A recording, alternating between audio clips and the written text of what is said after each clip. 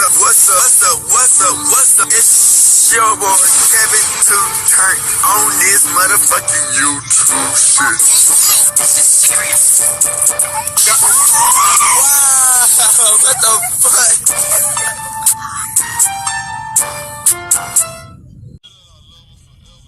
the fuck? What's up?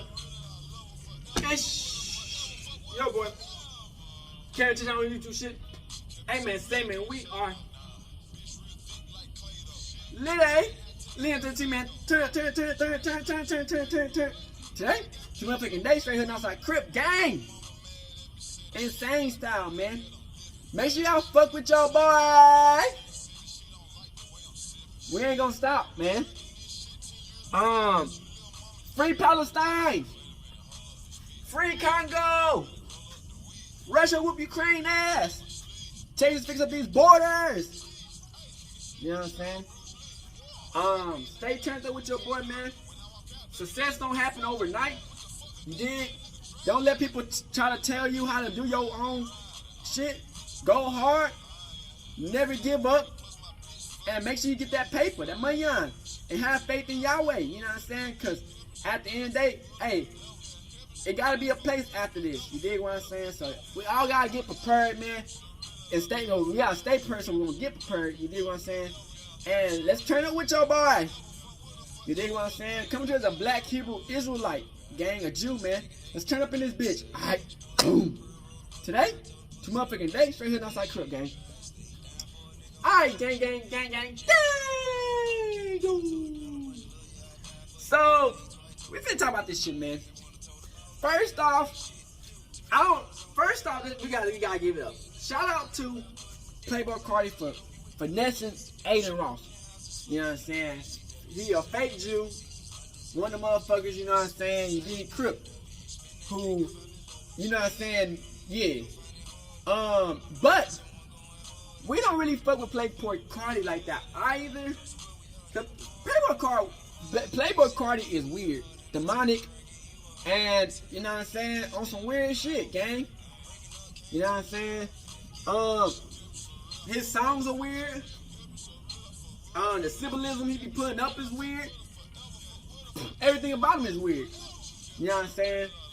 I don't know why he chose this route.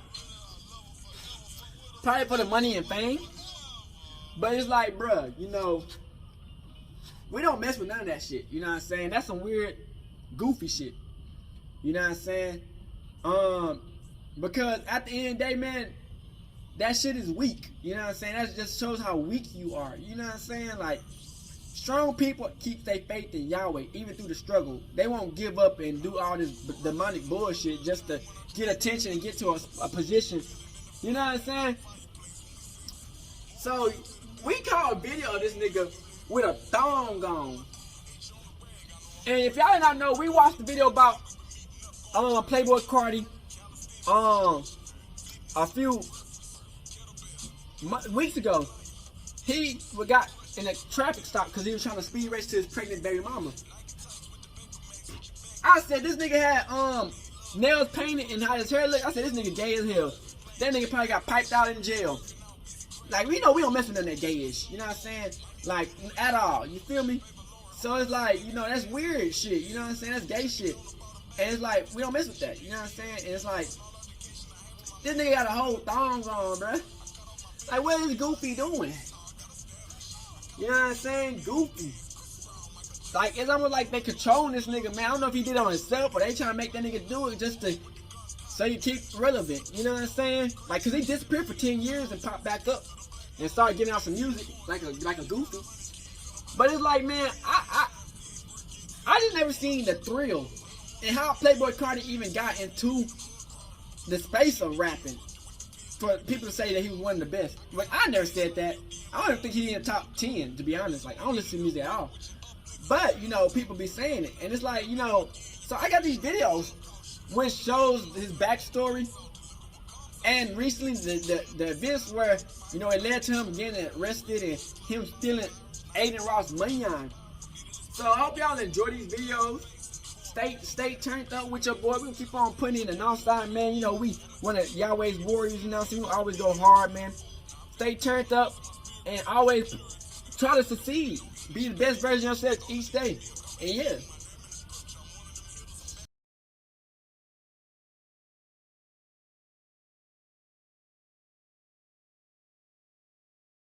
This is about Playboi Carti. I don't know what's wrong with this nigga, bro.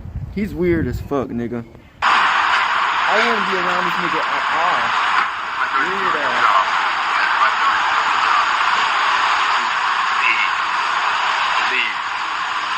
Please, get this kid a break. This kid. Weirdo. Yeah, please. Very vampire, bro. I'm just gonna snap some pictures and I'm gonna leave all night. Yeah, I get it, but yeah, he's a big name. He's a big artist. Yeah, he rarely even gets seen, bro, like that in public.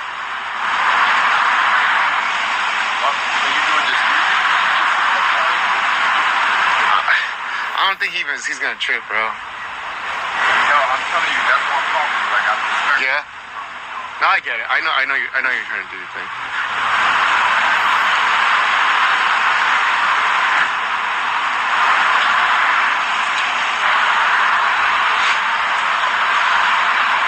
Yeah, gay vampire, bro.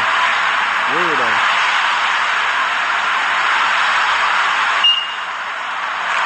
What up, Carti? Gay as hell. That nigga gay.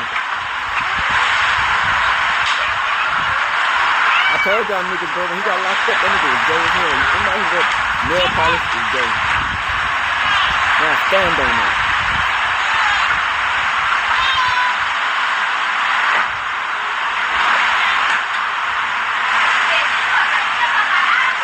Niggas got piped in the booty hole for all that goddamn money. I'm telling y'all niggas. You know y'all be making these niggas do weird things. Sign a 20. But Carti already get his ass beat for this, man. This too gay, man. This some gay ass shit, man. He already get his ass beat for this gay ass shit. That's gay, man. That's weird. I knew it, man. Who knew when he did get in the industry? Probably got poked up, all types of shit. But I heard he left Kanye video. I don't know, this is weird. You doing your rock and roll thing, and I understand fashion, bro.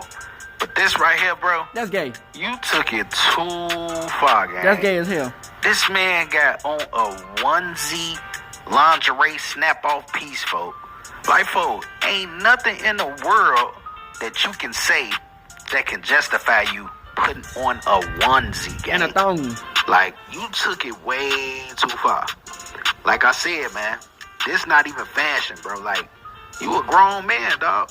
They'll do anything and to I clout. hope you ain't got no kids, bro. And I hope you ain't got no sons for sure. Well, if you found out you do. Come on here, how your son gonna respect you when With you a got on a onesie? His son gonna have a tutu on too, bro. Like, bro, it's nothing that you can say that can justify this. And them pants, it look like a skirt. I don't know if them army pants are skirt or some big baggy pants.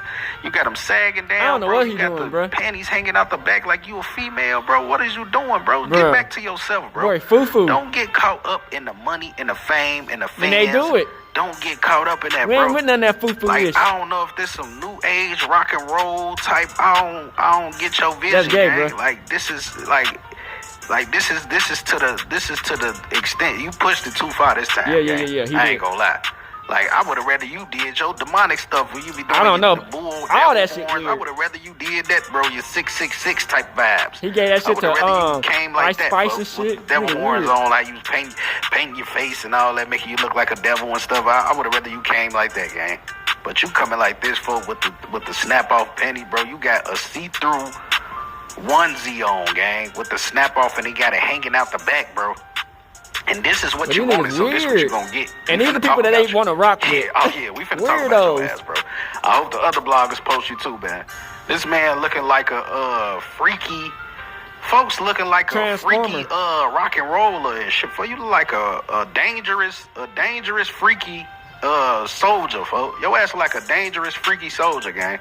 Like, I don't know what's wrong with you, bro. Gay ass shit. Like, man, this what hip hop I told is y'all came to, niggas, bro. these niggas they fuck with these weirdo gay ass Playboi Carti, niggas. bro. Like, I listen to this doing, man bro? music. He got some hard. They don't want to make the real niggas be hard lit. as hell, They get bro. these gay niggas I lit. just, you know what I'm saying? I Sell just out don't get ass the niggas. hype behind this dude, man. Like, a lot of these guys, man, they be way overrated, man. Way overrated. Facts. I ain't saying he's talented because I got to go through his catalog. He I not ain't went through his talented, bro. catalog. You know It's what I'm not saying? talented enough. But this right here, bro, this ain't cool. Playboi Carti, like all jokes aside, man. You a grown ass man, dog, wearing a onesie snap off, bro. Gay ass like shit. I don't fuck care with that what shit. type of you Fuck they promoting talking out. about. I don't care what you trying to do, bro. Nothing could justify the fact that you put on a onesie. Boy, gay, bro. So yeah, man. Gay ass shit. I don't approve of this at all, bro. We need to whip his ass, bro. If this was hip hop coming to, man, evil demonic guess I ass can think shit, of my bro. music. Ain't no damn way in hell. Man, I guess I'll be the underground artist forever, gang. Yeah, right. I do not want to be like this dude, Right, bro. nigga. I'll never be like this dude, ever. Right. You feel me? So, you know what I'm saying? I What they love my talking women. about? Shout out to my beautiful Real black niggas. queens out there. And I'm all my Latinas and my, you know, Caucasians, Asians, all. I love them all. You feel me? Shout out to the ladies, man. But yeah, man. Hey, This gay shit gotta masculine go man away, is man. still an effect, and alpha males, we still in effect, ladies. Yes, sir. You already know what it is. Don't let Playboi Carti send y'all off and make y'all think this how we coming, bro. Hell nah. We are not coming like We this. not coming like we don't this. approve of this, bro. So yeah, keep us out of this.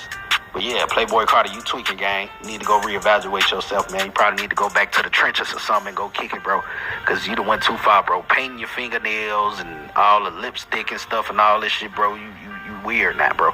But yeah, man. Hit that like, hit that subscribe button. Leave comments in the comment section. Kid KO. And all my shorties, man. Gang. Do not try this shit. At all. Ever. We ain't no foo-foo boys. See, I don't really know that much about Playboi Carti. His music is pretty trash, but a lot of shit been going on, man. So we gonna talk about it. YouTube family, what's the deal? It's your boy Crispy Clean Cliff of Cliff World TV. And y'all already know how I'm rocking, family. And today, we finna take an interesting deep dive on the trials and the tribulations and the lifestyle of one of the most mysterious men in the world, Craig.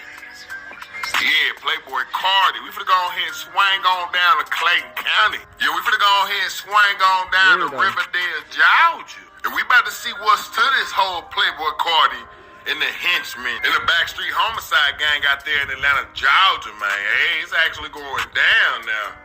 Y'all know what y'all can do. Kick back. Get your doobie. Kick back like if you watch the movie, man. It's your boy Crispy Clean Cliff, dog, of Cliff World TV. And we finna get straight into it.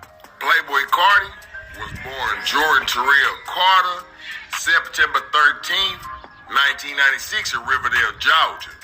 A suburb city in Clayton County just south of Hartsfield-Jackson Atlanta International Airport on the edge of Atlanta's outskirts, about 20 minutes from Midtown. Now, it's often that Riverdale is added to the Atlanta category, and that's actually if you're from out of town, man. But for the most part, the good old folks in Atlanta, Georgia, they say that Riverdale is not Atlanta, even though the Google says Riverdale is actually a part of Atlanta's metropolitan area. So I don't know, man. Now, just in case you was born yesterday night or in Pakistan somewhere, if not, I'm sure that you already know about Atlanta, Georgia.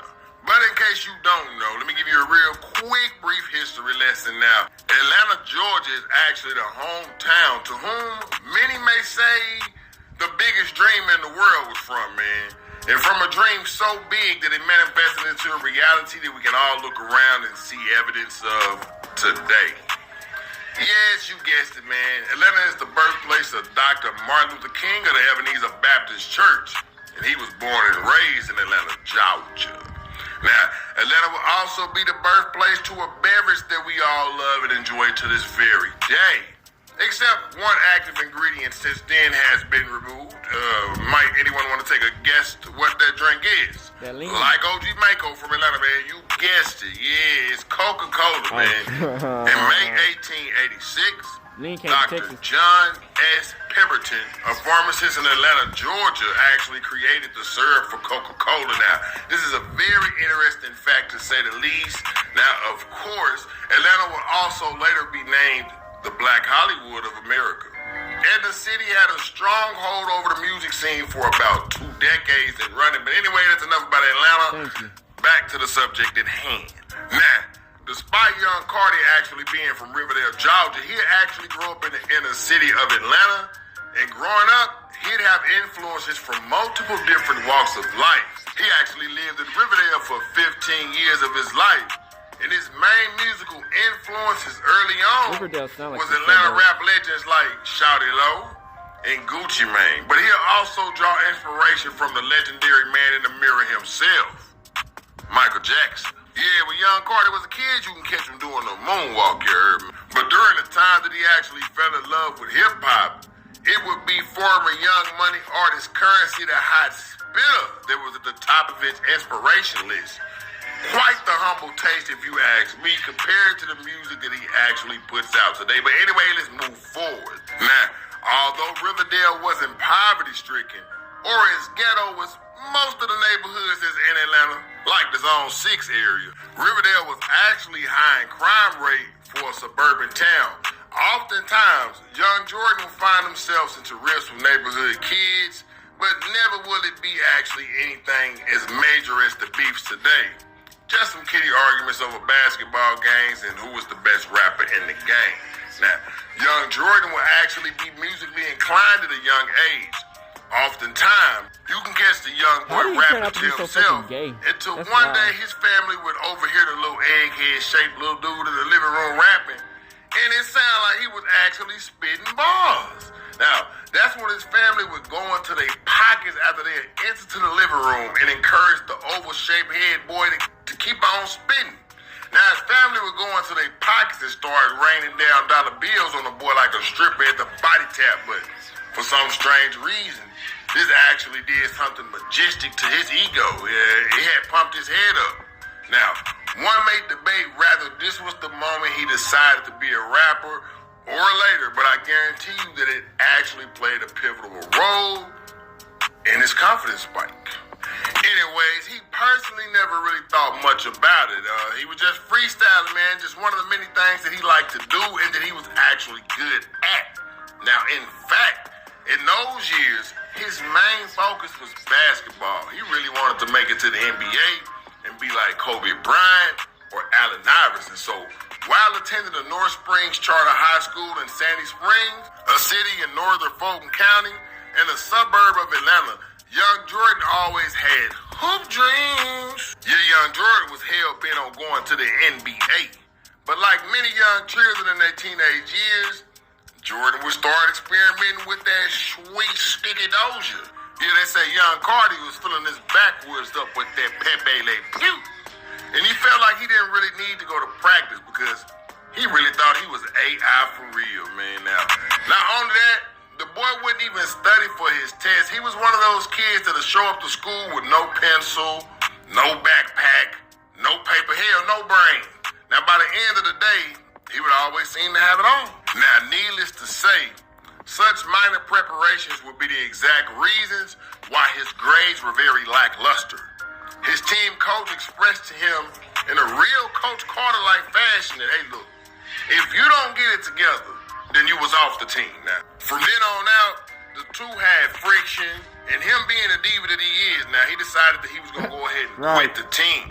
And at this exact moment, a member of his class would actually encourage the young future vampire to write more songs and take music more seriously because despite him no longer making it to the NBA, he can very well still be a rapper now. Young Jordan would ponder on such ideas and eventually his thoughts would come into a reality. Yeah, he was about to become a rapper. After pondering and deep thought about his future for weeks while being under the fog of marijuana, young Jordan would have a revelation and decided that he was going to be the first in his family to get rich. And he was going to do this by being a rapper. He recorded his first song on GarageBand, a musical recording application that usually comes installed on iMacs or MacBooks upon purchase. He'd record his first song entitled Cry, and he'd even take it a step further and actually shoot a music video for the song, giving those listeners a visual representation of his latest work. The reaction from this music video would actually give him a high that no drug on earth can produce. And after that, he'll dive head first into recording because he knew that this was his calling. So much so that he began skipping classes and then school altogether just to get better at his lyrics. While attending high school, he'll drop his first complete project, Young Misfit, on YouTube and on SoundCloud, a platform that's solely responsible for turning teenage music makers into multi-millionaires. And in the year 2011, he'd come up with the stage name Sir Cartier. And by the way, Young Misfits is still till this very day on YouTube for all of his fans to critique, and it is still actually sitting just under 100,000 views now. Talk about rare.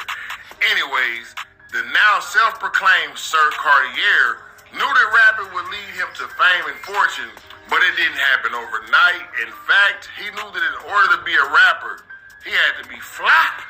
So while other kids was getting their first cars from their wealthy parents in the Buckhead neighborhood, young Cartier had gotten himself a job at the grocery store. And he'd use his checks in order to buy himself a new wardrobe. Now, even as a child, the young suburban boy always had a keen sense of fashion. He'd later even land him a job at a place that he frequently visited throughout his teenage years, H&M. He'd often get into trouble through high school, and during a 2016 interview with Complex, he stated that, quote, "My mama couldn't tell me ish. Nobody could tell me ish," unquote. Now, this was the type of lifestyle that influenced Carti to get in trouble as a young child and sway away from the ideal of pursuing the higher educational learning level after high school. One day, while working at the cash registers at H&M, Sir Carti the First would have an embarrassing moment that'll actually force him to quit his job while ringing up a customer. So, while ringing up a customer in line, a guy behind the customer that was at the counter kept peeking his head around the line and focusing his eyes on Carti. Carti felt the stare, and it made him slightly uncomfortable, to say the least. Now, after helping the customer at the counter, the guy proceeded to walk up and ask, "Hey, ain't you Sir Carti that made Song Cry?" Now, Carti, for some reason, was so embarrassed that he was being recognized as a rapper while working at H&M that he ultimately decided to quit his job, a decision that had put him on a path to stardom, but not just yet. Sir Carti may have been onto something when it came down to the music, but his grades were failing in school, and unlike many of the other parents of the rappers that I've discussed on this channel, this young boy's guardian wasn't having it. It was mandatory that he finish school, so barely, and I mean barely by the booty hairs of a hog, did the young future vampire rapper graduate from his high school. After doing what seemed to be an endless amount of catch-up homework, the boy has successfully graduated high school, but he only did this to please others, his family. And get this, YouTube family, even after attempting to please his family by walking the stage, his family didn't even show up to watch him walk the stage. They figured that he wasn't even going to graduate due to how far behind he was. Now, what smack on back on feed we saying? With family members like this, you don't need enemies. But anyways, he was very aware of the fact that he did not like school. So college was completely out of the question. Instead, he'd buckle down in the field that he already knew best, rapping. He was confident that he had what it took to make it in music, and hey, he was already practically stationed in the best place that someone could be musically, Atlanta, Georgia. Yeah, he'd utilized the SoundCloud platform as one of the main means to get his music heard, but no one knew the impact that he'd later have on the music game. Not even himself. He'd actually set his SoundCloud account name up under a new alias, Playboi Carti. And Carti, through a mutual friend, would be introduced to an up-and-coming Atlanta producer / taste creator, Ethereal.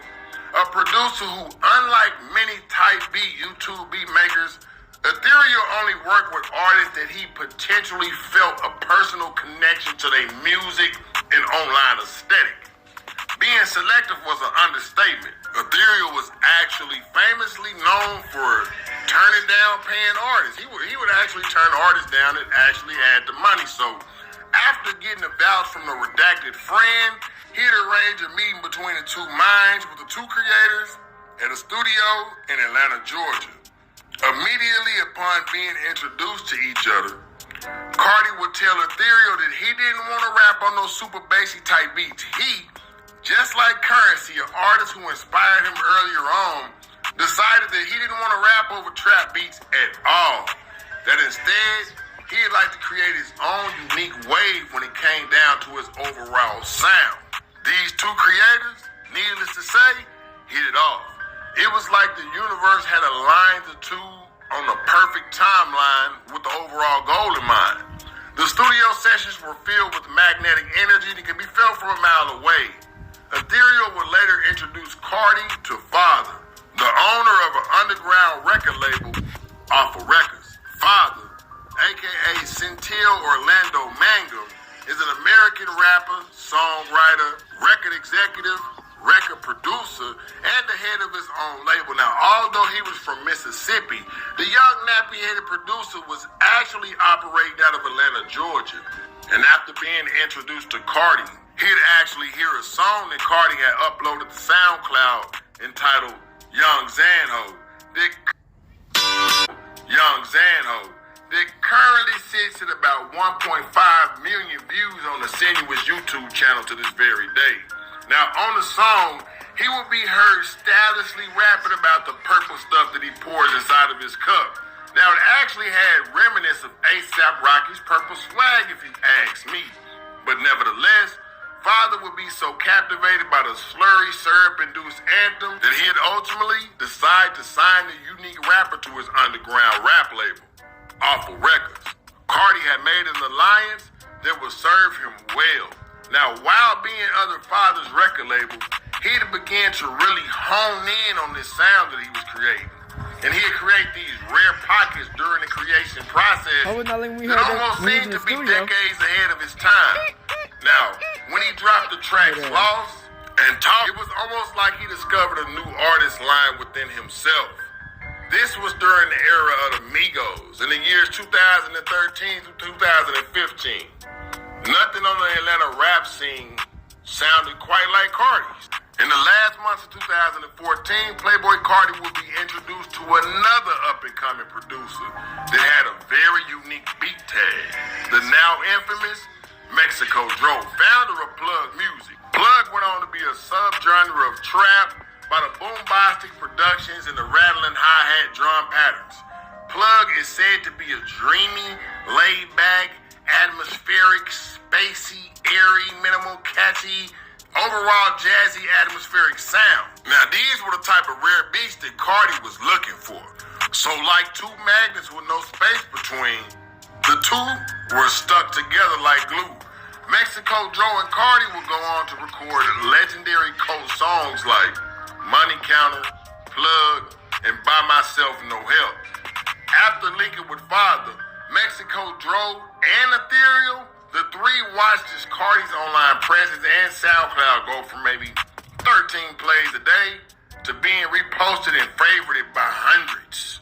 But even with the online success, he felt as though he could draw no inspiration from the city of Atlanta anymore. His music was very much so underground, and he, like many other artists who reached a certain plateau in their own hometown, felt like he needed to expand. He felt as though something was missing from the picture, and it wasn't like he didn't have faith in himself or anything like that. It was actually quite the opposite. So on a whim of faith, in 2015, he moved out of Atlanta, and he moved to the concrete jungle where dreams are made of.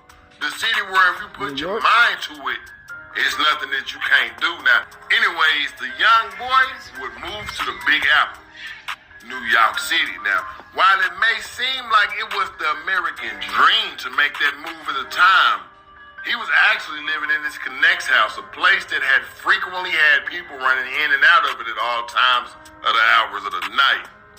Carti even recalls running into future fashion world icon and member of the A$AP mob worldwide, A$AP Bari. And in a strange turn of events, Bari was just like the guy at the back of the customer line at the H&M.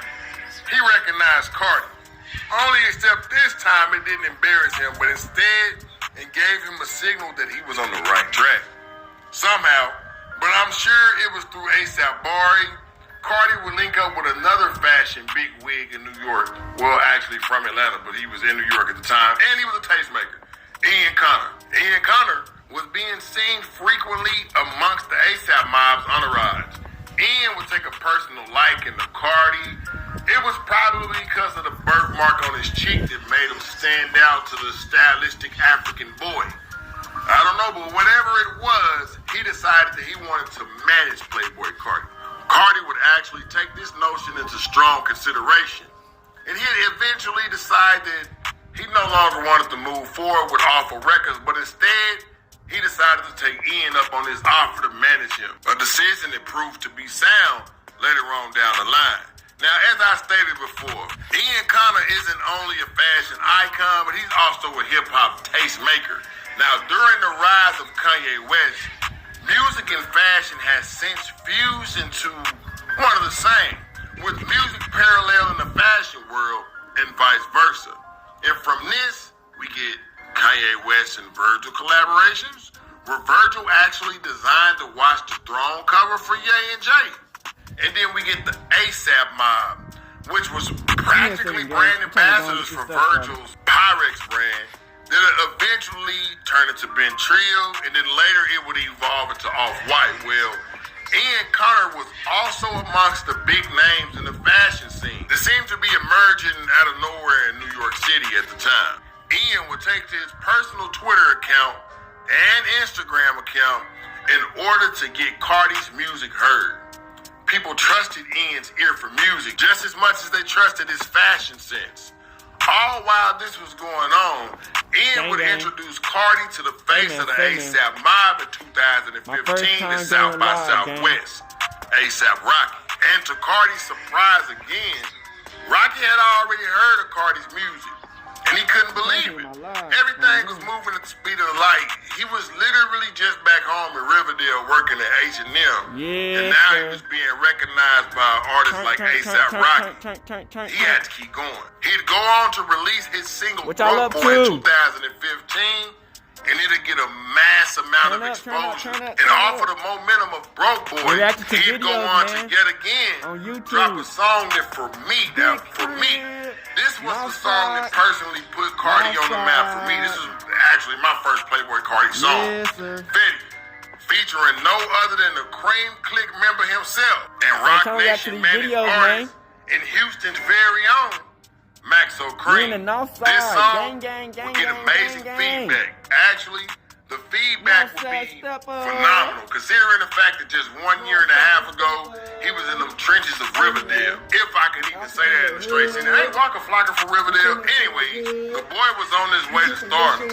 So much so that ASAP Rocky would officially reach out and sign the young mystical Carti to ASAP World Greatness Entertainment, or R for short. Now, the only thing was, R wasn't actually a record label, but instead it served as a creative agency created by ASAP Rocky. Watch Rapping for Jesus. After You already know signing what the it deal, is, gang. his fan base would almost quadruple in size overnight, and his online presence liking these videos was up, man. almost unavoidable. I appreciate all y'all His been manager, doing, Ian man. Connor would take to his personal Twitter I be account on yet YouTube, again man. and tweet out that Playboi Carti had a mixtape on the way. Yeah, he said Playboi Carti had a tape deal within a drawer. Pronto. But in true Playboi Carti fashion, nothing came out. Playboi Carti at video, this time, man. he had seemed to take a mini hiatus instead of flooding the market like what was expected of Carti. Carti would only pop out with like 2 or 3 songs, and fans started to speculate on whether signing to ASAP was a good idea or not.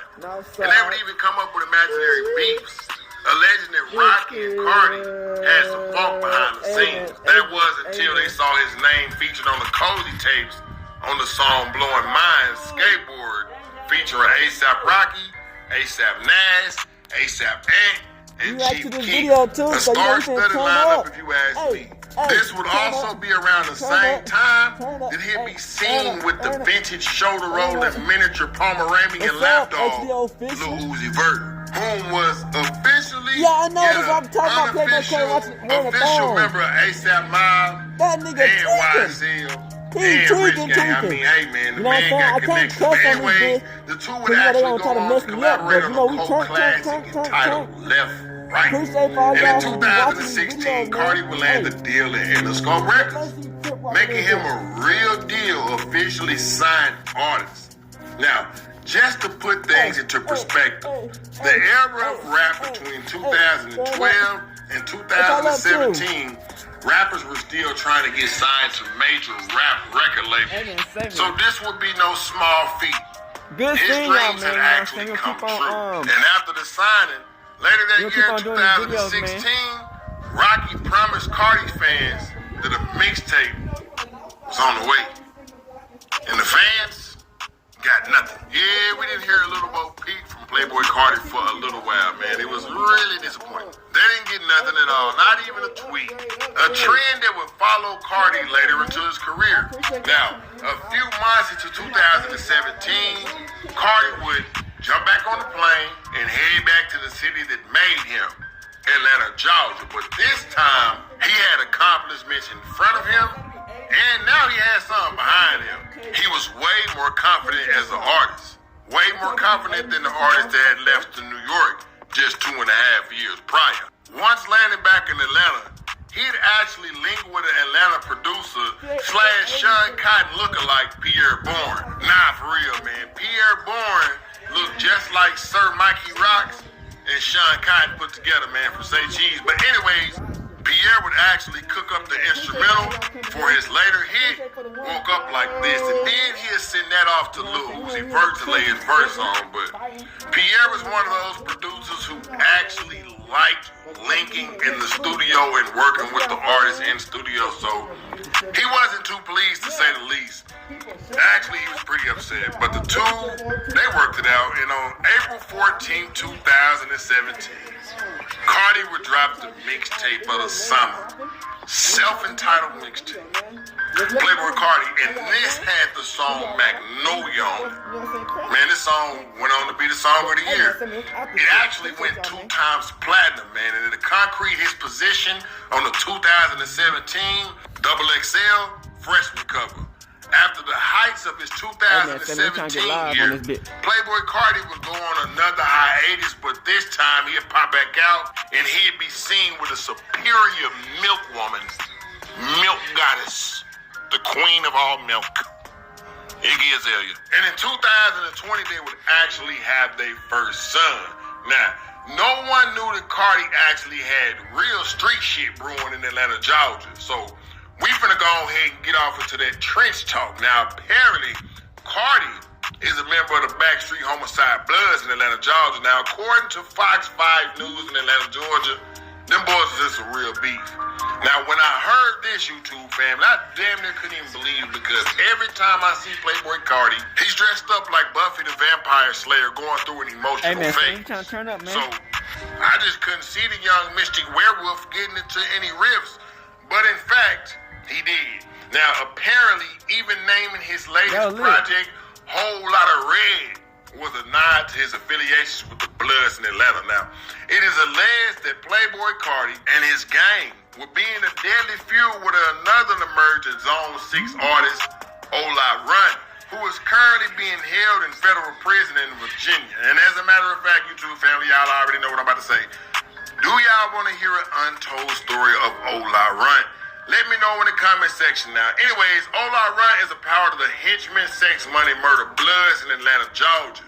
Now, it's alleged that members of Ola Run's gang would actually take the life of 2 members of Carti's Backstreet Homicide gang, and one of the deceased would actually be his cousin that served more like a brother to him, Big Sosa. But I'm not going to expound on this beef too much. They got plenty of videos on YouTube about this. I'm just going to do a brief run-in with this, and then we're going to be done with it. Now, supposedly, Ola was signed to 1017.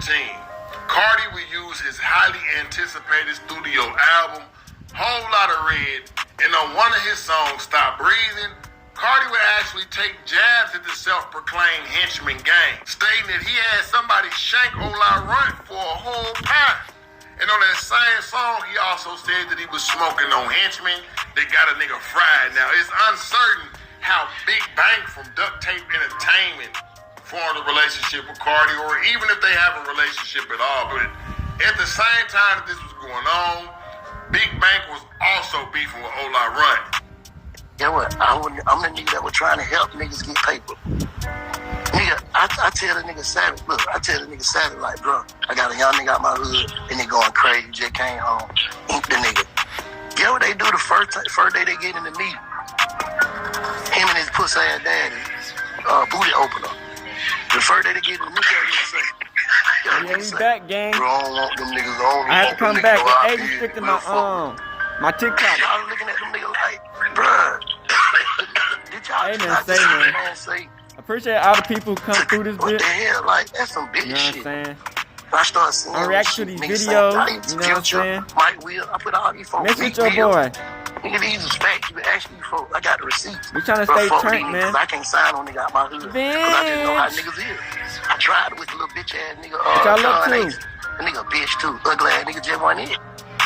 Hey, like I said, man, I'm gonna try to keep on. I'm gonna try to keep on posting these videos for y'all. You know, I post every day in the trenches, man. Ugly ass nigga just went in.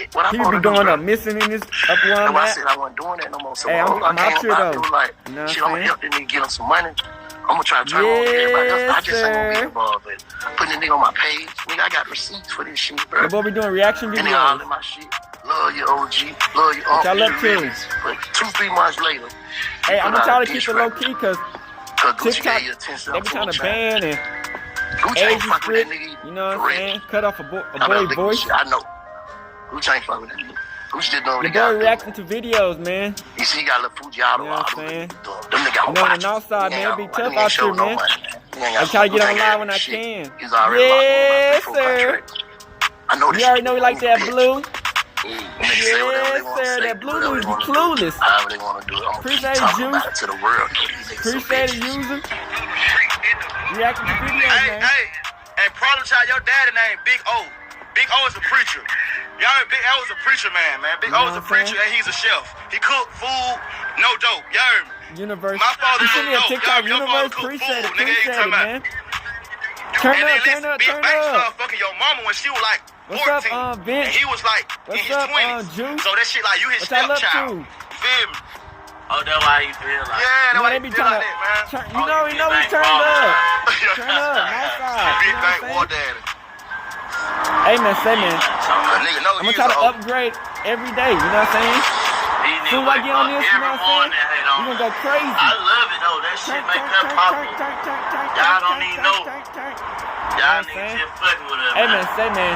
People don't even know what's going around where I'm at, man. One thing about the streets. But, you know what I'm saying? When I'm out Whatever here, I'm out is in here. the streets is supposed to stay in the Yes, streets. sir. And I would expect for y'all hoe ass niggas to know that.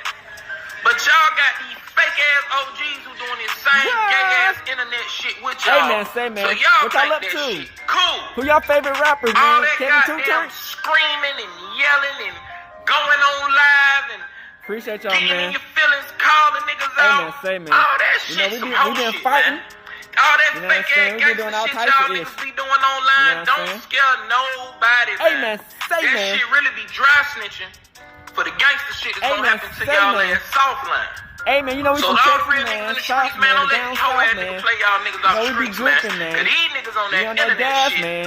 These other niggas on that real shit. Hey, man, say, man. Ain't no in You know we between. be dodging You either 12. internet You know what I'm thug saying? or you're a real thug. Hey, man, Which say, man. one is it? I be mobbing, you know Twitter what I'm fight ass saying, in niggas. the trenches. The beef 12 be escalated watching with your Big boy. Bank clown Ola But Run's we dad for being turn. broke. Supposedly, Ola's run dad Hey, asked share Big my Bank videos, for man. a Coogee He said sweater to wear sidewalking. to his son's Nah, for graduation. real, man. And You already know what it is, Big Bank Vince. still got the photos to Vince. this very exact day. Now, allegedly, shit. Atlanta rapper's You know what I'm Problem saying? Child Insane, and you know what I'm Lil saying? One DTE of Duct Tape You already Entertainment know how we coming, were man. backing up Big Bank by Hey, I've been dissing a Crip ever Ola, since I was saying in that the, he was just mad because he was never you really know what I'm gang saying? for The real. seventh- This beef the is second actually grade, pretty man. new because in 2019, Ah. there was no beef and Sosa didn't pass Keep on away in turning up, 2020. turn up. It is unknown why Sosa was Hey, targeted. Probably just a case of the wrong place at the wrong time. They say You know, I Sosa got wasn't different much of a platforms, street man. dude. YouTube, and Rumble. It was probably just You easy know what I'm saying? I just be to on catch all him of it. like and will. You saw eat food when I see food. You already know what it is, man. Eat everything, man. I eat everything. Is handing out Dig what I'm indictments like saying. government cheese. Just don't So throw lay up. low, my boy.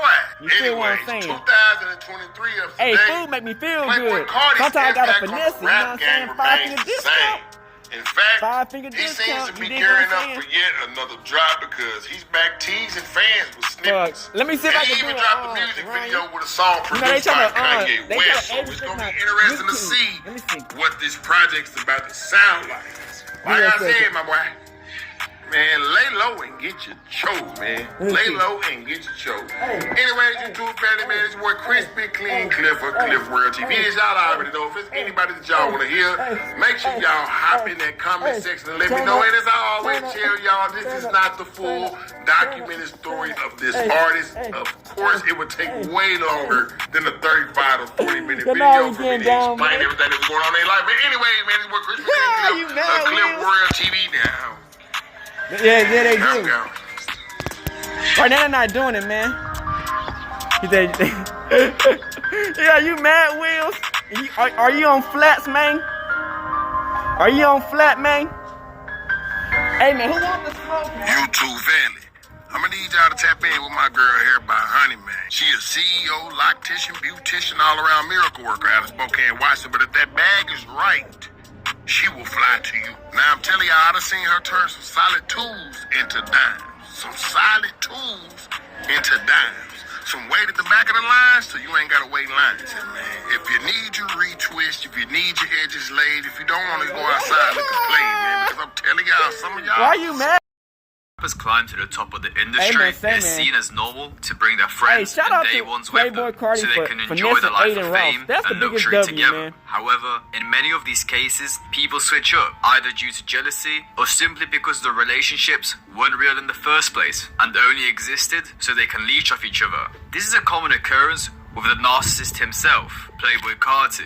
To this day, when Carti sees a chance to use someone just so he can solely benefit from it, he doesn't think twice about it and instantly pounces on the opportunity, just to leave that person behind in the dust. So today, I'll be going over the many victims of Playboi Carti and explaining how they were used by him. While I was pregnant, this man didn't even come to see his son be born.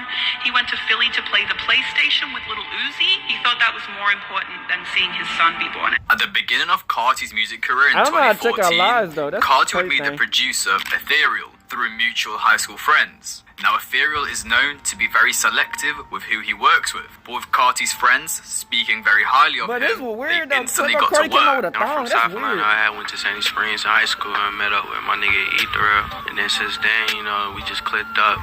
After only knowing Carti for a short period of time, Ethereal told him, "You are going to be a superstar," which was entirely based on the way Carti carried himself, and further stated he knew that Carti wanted to be the main character. The duo would release some of the first songs that would put Carti on the map, such as Young Zan Ho and Beef. And during this period, Ethereal would actually be part of the collective Awful Records. They were a very prominent underground group within Atlanta at the time, who Drake even co-signed. The founder, Father, was impressed by Carti's music and decided to bring him in. Man, over Ethereal Father, man, they had the production going crazy, you know what I'm saying? My flow on those beats just profession, so like, we just took off from there, man. This, of course, opened many new doors for Carti, where the first big step he achieved after joining was releasing songs such as Plug, Broke Boy, and Count It Up, who were produced by Mexico Dro, who was and is still an important figure within the underground scene, as he was one of the producers to build the foundations for the SoundCloud sound, and is responsible for the notorious Plug.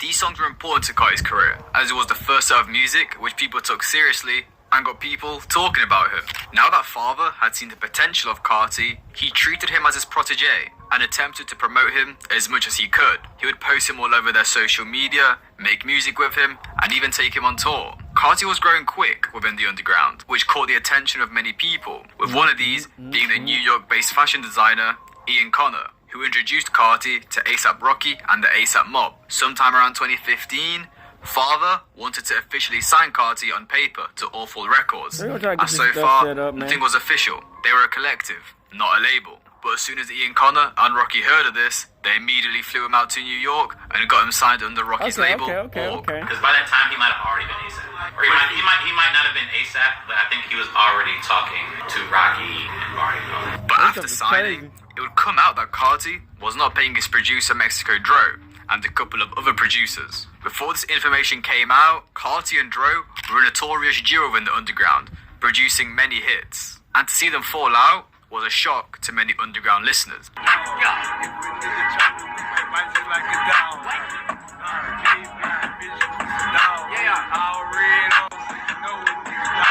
Just before the release of Self-Titled, Carti's and Mexico Dro's relationship would go south.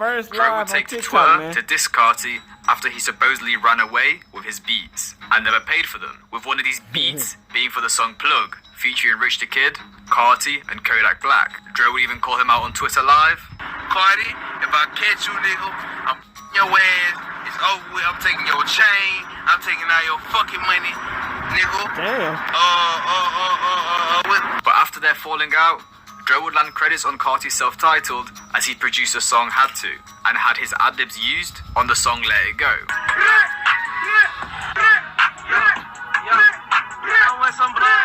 And sorry to interrupt the video, but I'm really trying to get to 20k subs, so I'd appreciate if you guys could subscribe. Also comment and like, highly appreciated. Now let's get back to the video. Dro actually contacted Carti to remove him from his tape, but Carti didn't listen and still released it. Mexico Dro also has writing credits on top from Die Lit, but apart from that, the two haven't spoken since. After coming out of jail in 2019, Dro even tried to contact Carti to work on a tape, but was left with no reply, which is a shame. Mexico Dro was a very important figure in Carti's early career, especially as he produced some of the first songs that put Carti on the map. Unfortunately though, as they were both underground figures at the time, most of the music is done without any legal work involved, meaning most of the time, only the artist gets paid. Producers, creatives, are usually left in the dust. The other producer that Carti had scammed was Milan Makes Beats, who produced the song Velo and Thug and many other unreleased snippets. Milan had actually produced the majority of the self-titled mixtape before Carti redid all the songs over Pierre beats. What happened was, Milan would send Carti snippets of his beats. Carti took these snippets, rapped over them, loops the beat snippet that Milan sent, extended it so he wouldn't have to ask or pay Milan for the full beat. Some of these snippets that Carti posted or songs released even had snippets from the website Purchase Your Tracks Today, which of course showed that Carti was not paying for these. The issue was when Playboi Carti's A&R contacted Milan to sort out paperwork for Playboi Carti's self-titled mixtape. Playboi Carti's camp wanted Milan to send the full beats over first before sending any official paperwork, meaning Milan would be sharing his beats with Carti without first seeing the contracts or any money, which is of course very dodgy. After all this went down, Milan would then leak screenshots of his DMs with Carti, which read, "You rapped over Purchase Your Tracks today, lol. So what I do to you?" Which Carti replied, "Can't wait to see you, bitch." Milan would say, "Bro, you stole from me, and I wanted credits and royalties, and to work. You tripping, stop hitting me up." Which Carti threatened Milan, "I'ma find you, little bitch. Fuck everybody who love you. You a peon." Carti would then reach out to Milan's friends to try to find out where he lives, probably so he can go rob his place and beat his ass. Milan's friends would release the screenshots which read, "Yo bruh, is Milan in North or South Carolina? I don't know why. I don't know about that fella. I'll pay you. Find out where he stay at. Call me. Bro, that's hella sus. I ain't gonna tell you his info. I'ma find you. Like hell you bitch. I ain't afraid to whoop your bitch ass and take that fake ass tech deck chain. You a bitch. I'ma kill you and Milan and bands. That's on greed, bitch. You a stain. You lame as hell, bro." Now, Carti was his Milan and Barnes because after Carti refused to give Milan credits or any money for his beats, Milan would take it upon himself to leak the song Butterfly Coupe, which was Carti's song, but also had a Young's Bands feature, who at the time was beefing Carti because Bands supposedly didn't pay Carti for a feature. So of course Carti didn't because Bands supposedly didn't pay Carti for a feature. So of course Carti didn't want Milan to release a song, firstly because it has Carti's vocals and Carti didn't approve of this to be released, and then secondly because it had a Young Bands on it. Milan would leak another screenshot of this conversation which read, "Don't drop shit with me on your shit, on everything. I'll fight you. I will have fellas at your house today. Try me. I'm in the UK. I'm bored. I will gladly set your ass up. Fuck you and Young Bands pussy." Wait, what? Fella, you be stealing my beats and stealing my sound. I haven't done shit to your ass but make beats that you stole. I don't give a fuck how you feel. It's a damn song. What the fuck have I done to you? You stole beats and running around with a sound. Carti would then block Milan, which ended the situation. Carti concluded all of this with, "I only rap on Pierre beats, so this old producer's sick. I promise I don't do janky business." Bruh, fella's mad because I stopped rapping on his beats. Bro, it's crazy because I can't even defend myself, because these fellas ain't worth it. If I stole a beat, I'll tell that pussy fella. Pierre born rich as fuck. That's all I need. I don't owe him shit. I don't steal beats. Which, very hypocritical, because Carti would delete the Milan produced song, Velo and Thugs. So it seems like Carti did steal the beat, and then tried to delete the song to hide any evidence. But things have been quiet since. Carti did rob Milan and Mexico Dro, but unfortunately for them, there was nothing they could do. These releases aren't worth enough money to hire lawyers and actually sue Carti for money, because the lawyer fees would probably be worth more than the actual money they could get from Carti and his camp. You ain't getting a dime. What's his name? Milan. Hey, Milan. Sorry, buddy. I think you should Get out my fucking DM. Are you kidding me? DM my lawyer. What the fuck are you DMing me for? Overall, Carti screwed them over, but loads of producers get screwed over in the industry, and it's just how it is. Yes, it isn't fair, and it's a completely awful thing to do, but in the underground, there's barely any money to be made. So when you're asking an artist to pay you, when the artist themselves is barely making any money, you don't have a lot of power in the situation. You probably stiffed a couple producers in It's a couple. Why is this funny? Why is this something that we Hey, funny enough, I remember, Only two in my 16-year career. Now, Ethereal and Awful Records, well, Ethereal is still actually very close with Carti. He would be one of the first people to find out about the Opium label and say to himself that he's not signed yet. He explained how he understands Carti is one of the biggest artists in the world and can't be constantly chilling with his friends. But when he does have the time, he will come back home to Atlanta and spend time with him. Carti. He was very influential to Carti's career, as he was one of the first producers that made noise with Carti. In the current day, many fans see him as a pioneer of Carti's early sound, and as a GOAT underground producer. I wouldn't say he's a victim of Carti, or that Carti ditched him. It's more he simply moved on to a different producer. And fair enough in Carti's case, because they're still close to this day. And Carti even rapped over his beats in 2020.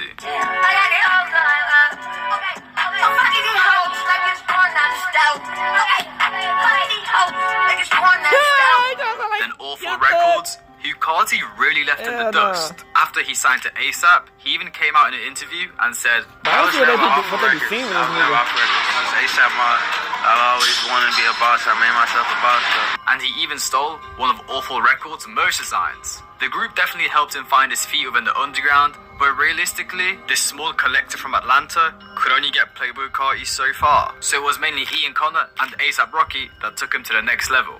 In the modern era, Carti is known as this global superstar, but a lot of casual fans won't know who Uno the Activist and Thousand Banfani are. Well, the three go way back to 2014, where they were all together in a rap group called Splur Gang, with Carti and Uno especially going way back, with them knowing each other since they were literal babies. Then Fani would come around after he held a house party, and they met through mutual friends. The group would start releasing music and started making some buzz in the underground, especially Carti. After finishing high school, Carti would move to New York, where he would stay with his family in the Bronx. While in New York, Carti would be discovered by two prominent figures within the fashion scene, A$AP Bari, co-founder of the A$AP Mob and the creator of the V-Lone brand, then the designer and stylist Ian Connor. They would take him under his wing and had planned to make him a superstar.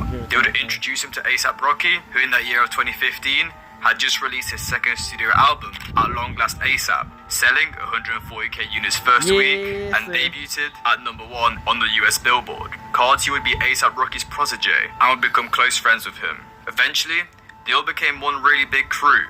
The A$AP Mob, Carti, Fani, Uno, Ian, and the Bloody Brothers, Bloody Dior and Bloody Osiris, who are both respectable figures within the fashion industry. They would all be underground favourites and were dropping really good music at the time, with the likes of V-Lone Thug and What. However, the group started to fall apart, as Carti would be seen a lot more with the A$AP Mob, Ian Connor, than his own childhood friends, Fani and Uno.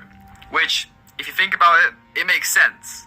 As with the support from A$AP, Carti had the potential to affiliate himself with one of the biggest groups in the scene at the time. Things would turn even darker on the 7th of October in 2016, when Uno the Activist got into an argument with Bloody Dior. We got in an argument. Uno basically threatened me. I had it on me. He had people come, pull up on me 4 cars deep, and it was a fire shot. And he got hit. Now this is where Carti would start falling apart with Uno and Fani, as he didn't support Uno and stay by his side during this beef, and would instead continue being friends with the A$AP Mob and the Bloody Brothers. After this all went down, Carti's group claimed Uno snitched the cops and said they had the paperwork. Uno the Activist of my subject's aggravated assault. Guilty, 10 years. This is my fine. This is my cop-out. And then Bloody Osiris would drop a diss track on Uno. Some time would go by, but Uno didn't let it go. He'd come up with a series on tweets which read, "This ain't no diss, but I would never sell my soul for the fame. I would never change on my family over pussy," which is in reference to him getting shot, as the incident supposedly went down due to him and Dior arguing over a girl. "I would never friend my brother's enemy," which is him coming at Carti again. That Carti chose the ASAP mob and the Bloody Brothers over Uno and Fani after he got shot. "I would never talk down on family, so fellas don't fuck with him before they meet him. All that devil worship, feeding statues is out." He would put out another diss tweet which read, "Fellas look you in your eye and I say, I can take your style because we family. Then never see you again." Now this is another shot at Carti, because many fans in the modern day say that Carti basically bit Uno's flows, Uno's voice, and even his style, which is what this tweet is getting at. He would also say in another tweet, "If a fella shot my brother, I would never call the shooter my big homie," which is again him coming at Carti, as after Uno got shot, Carti would call Dior his brother. But Uno isn't the only person Carti would directly fall out with. Fani would also have his own set of events, which would lead him to being a victim of Carti. Fani would first fall out with fellow Atlanta native Lil Yachty. The two would fall out over a girl who set up Fani and ended up getting his chain snatched by the rapper Slimecito. Lil Yachty would post an image of Fani's chain, not knowing that it was actually Fani's chain. Once he realized, he took to Twitter to apologize to Fani, but Fani was furious. And I mean, having your chain snatched, then posted by another rapper, is probably one of the most humiliating things that can happen. But by Boat posting Fani's chain, Fani himself had thought there was Yachty that set him up in the first place. Fani would retaliate by shooting at Boat outside of a show. The bullet missed Boat and his friends by just a couple meters. And he almost hit us. He hit right above us. He hit a couple meters above us. He could have hit us, and we could have died that night. So on a different night, he could have potentially hit them and killed someone. And after Fani shot at them, he supposedly rang Boat and started laughing like the Joker. I didn't personally see him, but I knew he was in the car because he called me like a dumbass after they shot and started laughing. Like he was a joker or something. I don't know, it was weird. They started shooting outside our studio. Not only would Fani have beef with Yachty, but also his label QC, as one of their goons attempted to rob Fani's manager as an act of revenge to the shooting. A nigga had came up to my manager's condo and he tried to rob. Who did? A certain someone. Sometime later, Fani would be staying at a hotel as he had a show the night before with Ski Mask. As Fani left his room and went downstairs to eat his breakfast, he would start seeing a bunch of dudes in QC shirts show up, who are of course representatives of Lil Yachty's label. We eating breakfast at the Omni downstairs, bro. I take a bite. I bite out my little breakfast shit. Every time I look up, more QC shirts. I'm like, fuck. Shit got deep out the blue. It's early in the morning. Fani would try to approach Boat and his goons to congratulate him on his success, but instead got jumped by security. I didn't have nobody helping me, so I'm like, bro, these niggas big as hell. I'm grabbing anything I can to throw at these niggas. Vases, chairs, whatever, bro. But niggas got me. That's what it is. Ain't no excuses. Everybody take a L. That's how I see it. Shit. I got the dog shit beat out of me, man. Well, now you might be asking, where does Carti come in all of this? Well, a week later, Carti and Yachty would drop a Fader interview, which left a sour taste in Fani's mouth. As of course, Fani and Yachty have beef together. But now, Carti is not taking his childhood friend's side, and is instead hanging out with Yachty. Which, to be honest, is simply Carti being smart, and articulating the move that would be the best for his career. As 2017 was a huge year for Yachty, as it was during this time, he was breaking out of the underground, with his hits Broccoli and One Night. And of course, we know clout can be shared through osmosis, so Carti could only benefit from hanging out with Boat, instead of staying with the guy who got his chain snatched and then almost crashed out. And now as we close off 2017, Carti has basically completely separated himself from Uno and Fani, and is exclusively hanging out with the top dudes in the scene, Rocky and Ian Connor, and a couple of the other fashion dudes. The situation with Fani and Uno was simply Carti doing what's best for his career. Yes, it's completely selfish to choose fame over your childhood friends, but at the end of the day, when it comes down to wanting to become a superstar so you can leave behind a legacy and provide for your entire family, most artists don't think about that stuff twice. Carti probably does owe a lot to Uno and Fani though, especially Uno, as a lot of fans think he basically took his flow and cadence, but just did it better than Uno, which is why Carti blew up in the first place. However, right now, Carti looks like the bad guy that left his friends behind so he can climb to the top. But Most definitely. he was very close with these guys at the time, came out a couple years ago, and revealed that Uno and Fani actually acted like snakes around Carti. And that as soon as Carti started blowing up, they were telling Lucky to not fuck with Carti. That's why I really fell out with Carti, because I let niggas persuade me to think Carti was food, because he started making money. Niggas is fucking haters. Stop letting them blind y'all with that underdog shit, bro. So maybe we're all wrong, and Carti isn't actually a bad person for ditching them. And he honestly may even regret bringing them up with him and introducing them to the ASAP mob. Because, I mean, look at what they did. Uno tried fighting Dior, which got himself shot. Then Fani got his chain snatched, tried to kill Boat, and then got jumped. If anything, they were just distractions for Carti. I mean, even to this day, Ian, Dior, and Uno got into a brawl at Complex Con last year. These dudes just seem to chill and focus on their careers. But truthfully, we will never know unless Carti himself comes out and speaks about the situation. But yeah, that will never happen. Some niggas can say I changed on them because I thought they was on the same shit I was on, but they not. Or they was on some shit that I wanted to be on, and when I got on that shit, I got on it and surpassed them, and they was just lost in the sauce. I'm like, damn. The next victims I'm going to delve into is the many women so hard. Carti has repeatedly physically attacked and gotten into toxic relationships with. This goes all the way back to 2015, where he was caught in a vlog flexing to Ian Connor and his friends how while at a gas station off a Zan, some girls started laughing at his outfit, which he would hear. He would lash out at the girls and start beating the woman and start thrashing the gas station store. I was laid out the van, bro, in Atlanta, bro. Going to the gas station, I had on my skinny jeans, and some bitch started laughing. I said, the fuck y'all laughing at? I'm not saying, bro, you know, the fuck y'all laughing at? What? Boom! Started tagging their ass. Look, started tagging their ass. Well, he gang. You hear niggas, get out the stove, they call the police. Also around this time is when he was dating Instagram model Ruby Rose. He got famous from starring in the Migos Bad and Bougie music video. Carti and Ruby would meet around 2015 after Ian Connor finished dating her. Before she got with him, she would keep him in the friend zone, probably due to him still being with Awful Records, meaning he was a broke and unpopular SoundCloud rapper. But after signing with ASAP, they would start dating, where he would start taking her to shows. Carti would also sleep at Ruby's house in Atlanta, where in his spare time, he would use her balcony to test his guns. Average day in Atlanta, right? He would get on your balcony and just shoot off his gun, and no one would say anything. No one called the police or... It's Atlanta. Yeah, that's normal shit in Atlanta. Well, where I was staying at, yeah. Ruby would describe their relationship and love as crazy, which would come out to be true. As one day, as Carti was trying to catch a flight, she would hide his phones to prevent him from leaving, which would lead to them getting into an argument and Carti setting off his gun.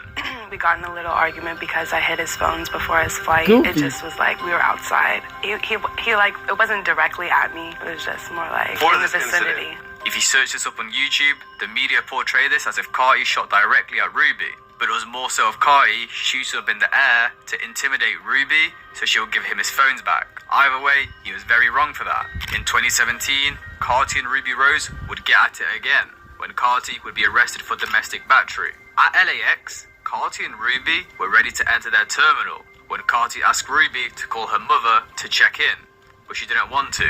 He would then attempt to snatch her phone. They would get into a scuffle, pushing each other back and forth, when Carti would eventually get fed up, grabbed her by her backpack straps, and dragged her out of the terminal into an Uber, in which she would retaliate by slapping him in the face. Carti would be shortly arrested for misdemeanor domestic battery and hit with a 20k bail. It's always hitting females when rappers be getting into their feminine. All these charges for this case were dismissed. After these incidents, Carti and Ruby would call things off, which is when Carti would then start linking his childhood crush, Iggy Azalea. The couple would first be caught together by the Daily Mail in 2018, in which they were swarmed by paparazzi after heading home after a night out. The couple would be then constantly spotted together, buying each other Lamborghinis, moving in together, and even Iggy wearing an engagement ring. A year later, it would be leaked to the press that Iggy is 6 months pregnant. Then in the April of 2020, their baby son Onyx would be welcomed to the world. After this, it was coming to the end of 2020, which is of course around the time Carti would be preparing to drop his highly anticipated Whole Lotta Red album. But it wasn't all glory for Carti during this period of time, as Iggy would take it upon herself to start telling the world how much of a terrible father Carti is. She would first expose another baby mother of Carti's, Brandy, who is the mother of Carti's second child, Eve. But before Brandy and Carti had the child in 2023, Carti would first start hooking up with Brandy while he was still with Iggy, which of course meant he was cheating on Iggy while she was pregnant with Onyx. Carti would book an Airbnb for him and Brandy to hook up in, where he told Iggy was a studio. Started fucking you in an Airbnb that he had rented out as a studio while I was pregnant since he couldn't play loud music in our apartment. But one day, Iggy would send her housekeeper clean the Airbnb while nobody was there.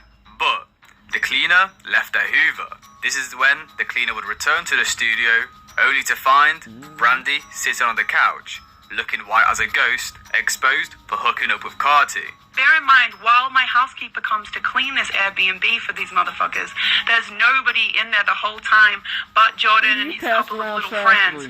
She cleans every single room, no one's in there, leaves, says goodnight, forgets her vacuum, comes back in, and who's sitting on the couch looking like a ghost? Brandy. You were sitting in there. Another time, Iggy would find a suitcase in the house which contained female belongings, in which Carti made up the excuse that he just had a couple models over for no reason. But Iggy wasn't stupid. So I go into his side of the closet and I see that there is a girl's little roll-along suitcase in there with some makeup and dirty old trashy underpants. You need to buy new drawers too, girl, now. Come on. The fuck? Come on now. Because those shits were raggedy. Iggy's friend would then even catch Brandy inside their house one time, in which Iggy stated that she would have got her beat up, but instead spared her. Raven spared you because we were going to beat your ass at 3 o'clock in the morning. And instead, you just were out there with no shoes on the street at 3 a.m. looking fucking stupid like a trash bag whore that you are. Even after all this, Carti and Brandy would continue hooking up, even though this entire time, Carti was making promises to Iggy that he would try to fix their relationship and be a good father. Carti would come with excuses, with one of them being to give him time and space so he can release his album, so then he can step away from music for a while and become a real father. Now, building up to Christmas 2020, Iggy and Carti would attempt to get back together as a family to be there for Onyx. Carti informed Iggy that he wanted to spend Christmas in Atlanta because he wanted to throw a listening party for his upcoming album, and told Iggy she would need to travel with Onyx to Atlanta to be there with him. Iggy would tell Carti that there is no commercial flights available on Christmas Eve, which is when Carti told Iggy not to worry, as he would book them a jet. Sometime later, Iggy would ring up. No jet was booked, but no worries, Carti had it sorted. He rang up Iggy and told her, "Don't worry, I'll be there in spirit," meaning they would not be spending Christmas together. So Iggy and Onyx were stuck in LA by themselves, with no Christmas tree, no family, and no father for Onyx's first Christmas. All because Carti travelled to Atlanta, knowing Iggy and Onyx wouldn't be able to get there. To wrap up Iggy's rant, she would also reveal that Carti had missed his son's birthday to play the PlayStation with Lil Uzi, even though she had a scheduled C-section, meaning Carti knew the exact time and date his son was going to be born. This man didn't even come to see his son be born. He went to Philly to play the PlayStation with Lil Uzi. He thought that was more important than seeing his son be born. And I had a scheduled C-section. I can't remember this. And to make matters worse, during COVID, you would only be allowed one visitor during a birth. Iggy would of course choose Carti to be a visitor, but of course he didn't turn up.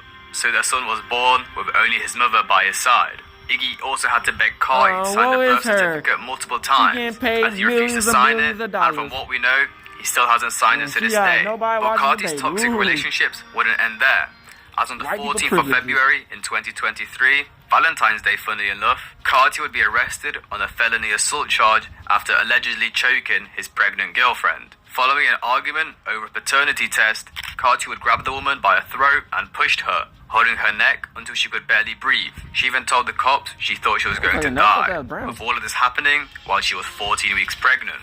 A witness would jump in and try to protect the woman, which allowed her to get out of Carti's reach and run to her car, in which she was attacked again. The victim would try to use the SOS feature on the car, to which Carti pulled her out of the car and covered her mouth so she couldn't speak. And once police arrived, they saw the woman had visible injuries all over her body. However, Carti's attorney would quickly come out and tell the world that these accusations were false and that the case will be dismissed. Iggy would react to all of this by posting, "Been there, done that, warned you. Which by now, you may have realized this woman was actually Brandy, the girl Carti was having an affair with. Oh, shit. Overall, it seems like Carti's a bit of a piece of shit in these situations. He confessed to being a woman in 2015, shooting and grabbing Ruby Rose around the same time, then being a deadbeat father with Iggy, which is really odd. It's not like Iggy was some side piece Carti got pregnant, then was forced to have a kid with. They both committed to this relationship and even got supposedly engaged, to then completely missing his child's birth to play the PlayStation with Uzi and refusing to sign the child's birth certificate, so he doesn't have to legally claim the child and give the child his last name. Then more recent events where he would attack his 14-week pregnant girlfriend Brandy. Overall, it is really messed up, and it's a shame a lot of people are unaware of it, and if they are informed of it, they turn a blind eye. What even is more weird that Carti would even get slated by the media or his fans for abusing his girlfriends. But when it comes to taking money from Aiden Ross, that's when the internet would start turning on him. So now, let's move on to the next victim, Aiden Ross. That's the on the biggest 5th of W. February in 2024, a Travis Scott fan page would announce that Playboi Carti would make an appearance on Aiden's stream for 50k. Aiden would quote tweet this with 50k question mark, 2 million, cash, and the Ferrari. 2024, music, Aiden ex Playboi Carti stream tonight, live on my kit. See you soon. The entire situation would go insanely viral, in addition to all the hype already built around Carti due to the rollout of his new album. Yo!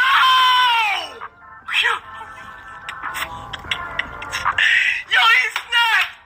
All my life he snapped! It seemed like the deal was accepted by Carti's camp, and it was time to go. But once it was time for Carti to turn up, things would go downhill very quickly.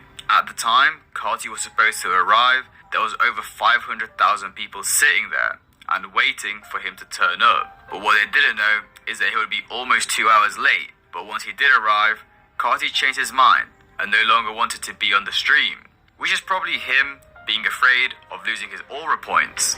As we know, this is very important to Carti's non-binary vampire image. One of Carti's goons would enter Aiden's stream, but Carti was nowhere to be seen. Swear to God, Carti left. I was so close to having him in this building. Y'all can put L's all you want. I'm sorry, bro. I'm gonna just say this. You sold so hard, bro. It wouldn't be until Aiden started flexing a big bag of money, which he had ready for Carti, that he would eventually turn up. Carti would enter the room with an intro track, Hood by Air, where he would dance a little bit, then whisper a couple words. You working on the album though, right? Love you. Thank you. Then take the money and leave. It was awful. Aiden would try talking to Carti, he would just ignore him. So how was the Grammys? That's a W. And even treated him like a little kid the whole time. The whole vibe was off. I'm not even surprised Carti left early. Carti would be there for a total of 6 minutes. Damn. If we exclude the time he spent dancing and jumping How much was around, it, 2 million? meaning he was paid around $3,000 per second to be on the stream. Fans were left disappointed, as Carti hasn't done an interview in years due to his mysterious personality.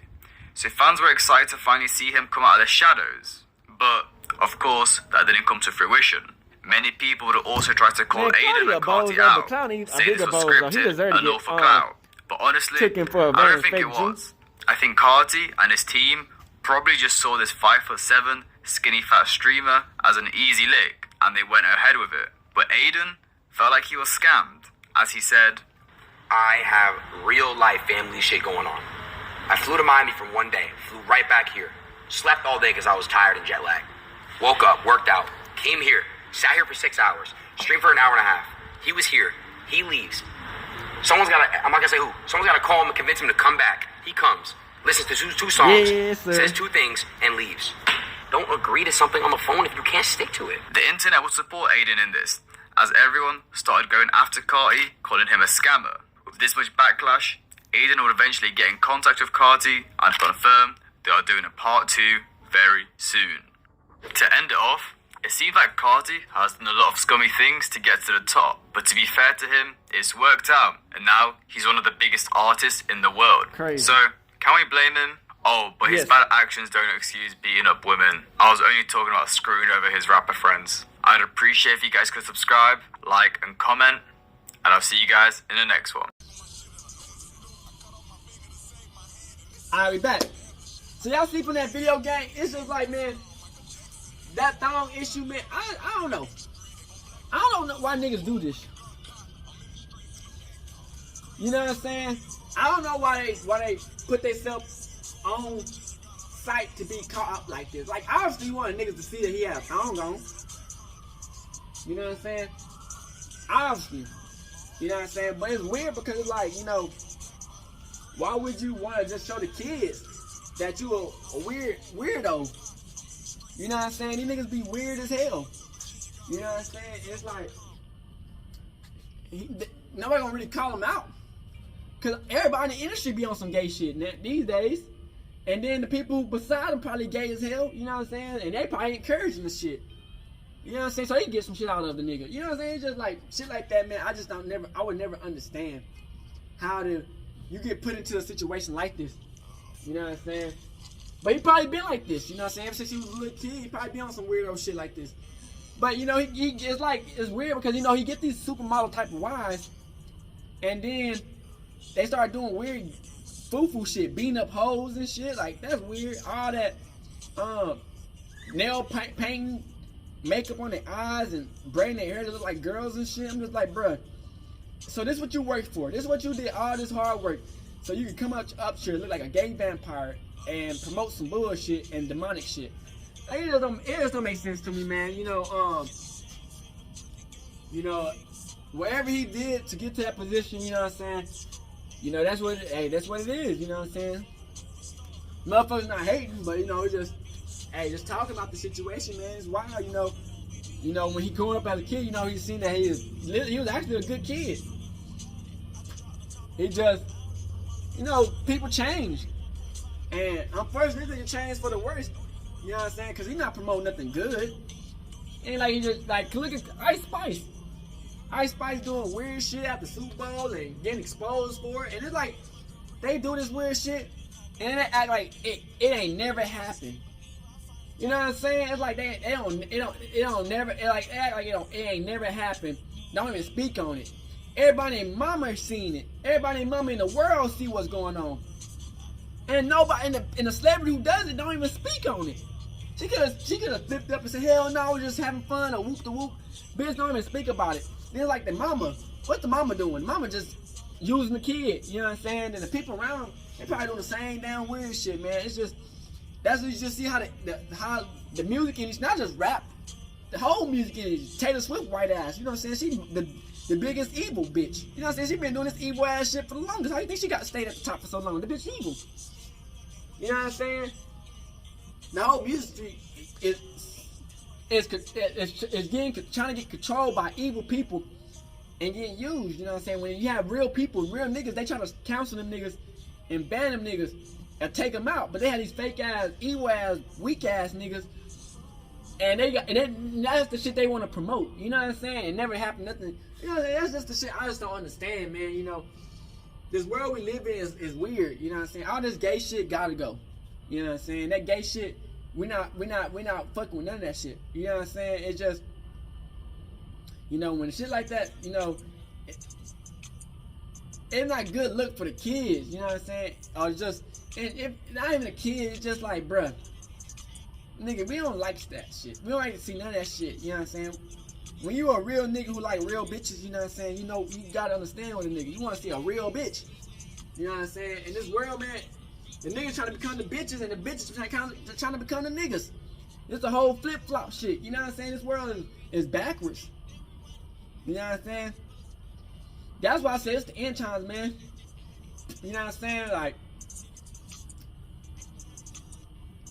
they getting too comfortable trying to fuck with niggas. You know what I'm saying? It's like, man, Carti, man, been so much issues where it been like his friends, he done left his friends, they done got into shootouts, and he probably sacrificed his friends for the fames and shit. You know what I'm saying? Just like, man, this whole shit is weird, man.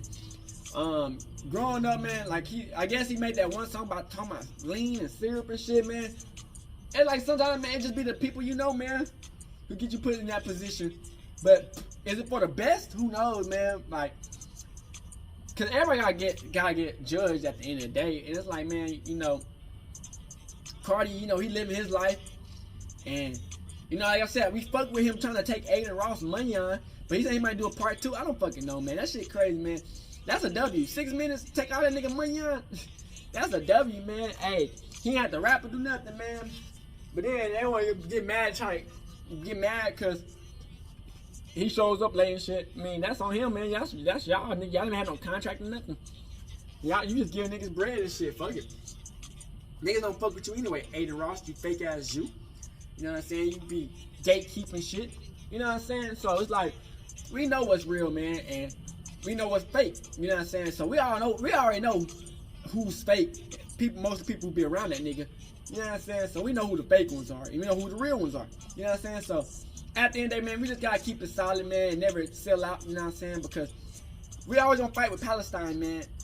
Congo, Russia whooping Ukraine ass, and Texas fixing these borders up. You know what I'm saying? They might try to ban us, cut our views now, like they always been doing, man. But they been doing that shit. You know what I'm saying? When you keep it real and you don't turn over to no gay ass nigga, promote this demonic ass shit, and go with the fake ass Jews, they don't like you. You know what I'm saying? They want the fake gay ass motherfuckers who do all that weird shit. When they get a real nigga, they don't know how to handle a real nigga. You know what I'm saying?